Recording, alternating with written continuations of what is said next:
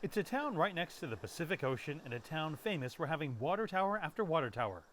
But the vast majority of those storage structures were converted to business facilities decades ago.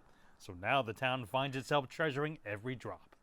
2-minute showers, wash your hair once a week. It's one of the most historic droughts we've seen since 76, 77. Superintendent Ryan Rhodes manages the community's groundwater, which is not an easy task since there's no centralized municipal water system. Demand is usually met by 420 privately owned wells, many of which are now drying up. This residence here recently submitted an application to drill a replacement well, citing water problems and a lack of water in their old shallow hand dug well. This residence right here on the corner recently reported not only having a dry well and having to purchase water. She claimed she's showering only one time per week. Many businesses are scrambling and even shortening hours. We were running water to fill up our sinks inside, and rather than just letting it go down the drain, we captured it in a bucket, and I watered all the plants out here this morning. Patterson's Pub has put a 3% water fee on customer bills to help cover extra costs, including doubling their storage capacity with an 11,000-liter tank, about 3,000 gallons, which gets purified with this device called an ozonator. Fortunately, many years ago, drilled a very deep well, and it's held up so far, but all of my neighbors are dried up, so they have no water. The supermarket next door has brought in porta potties to save water.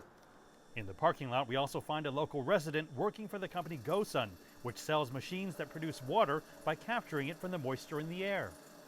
Another sign of the droughts are the dry, parched soccer fields at local schools.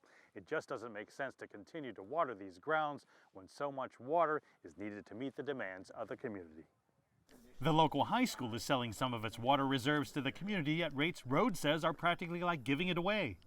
That's a far cry from the hefty prices many residents are having to pay for private deliveries from out of town. Here you go, your water delivery guy. We see these trucks rolling through town every day, multiple times a day. We need immediate action and we need solutions right away. And all ideas are still on the table. We're still discussing desal, large-scale dehumidifiers, drilling new wells, looking at surface water sources, water by rail coming from Willits, water by barge from the Bay Area, even the proposed idea of a CAL FIRE training where the helicopters come in and scoop waters out of local ponds.